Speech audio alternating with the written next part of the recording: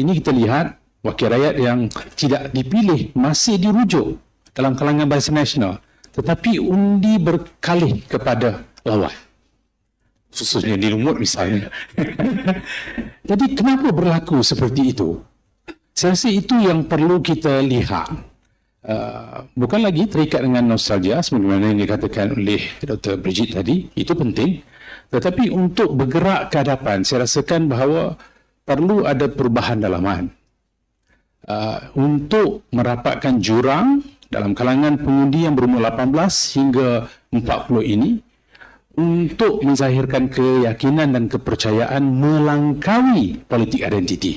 Apakah sudah tiba masanya Barisan Nasional perlu dilihat sebagai parti sederhana, penjenamaan, pemasarannya tidak lagi dirujuk pada UMNO, MC, MIC, PBRS dan PPP hari ini, tapi dilihat secara menyeluruh sebagai Barisan Nasional, satu entiti besar. Barangkali itu akan mengubah sedikit pola pengundian. Dan kedua, saya rasakan tidak boleh bergantung kepada kelemahan lawan. Kekuatan dalaman itu. Tadi saudara Isam ada mengatakan bahawa lazimnya dalam pola pengundian, 3 perkara yang dirujuk adalah calon, isu ataupun parti. Calon ramai yang berbawa. Parti guna tenaganya, jenteranya hebat. Kalau kita lihat antara jentera yang paling kuat adalah Barisan Nasional, di samping parti tradisi yang lain. Tapi kenapakah masih undi itu merosot? Saya rasa di situlah yang perlu kita lihat.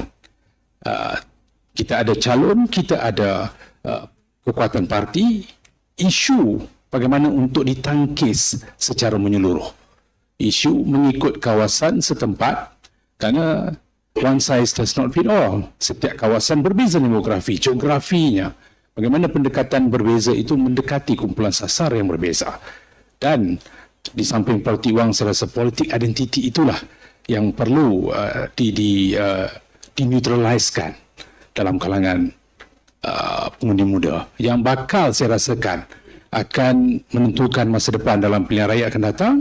Dan juga kita tidak boleh abaikan bagaimana jentera itu bergerak daripada surat layang kepada Facebook, kepada YouTube, kepada Instagram, TikTok, dan barangkali pilihan raya akan datang akan lebih kepada AI.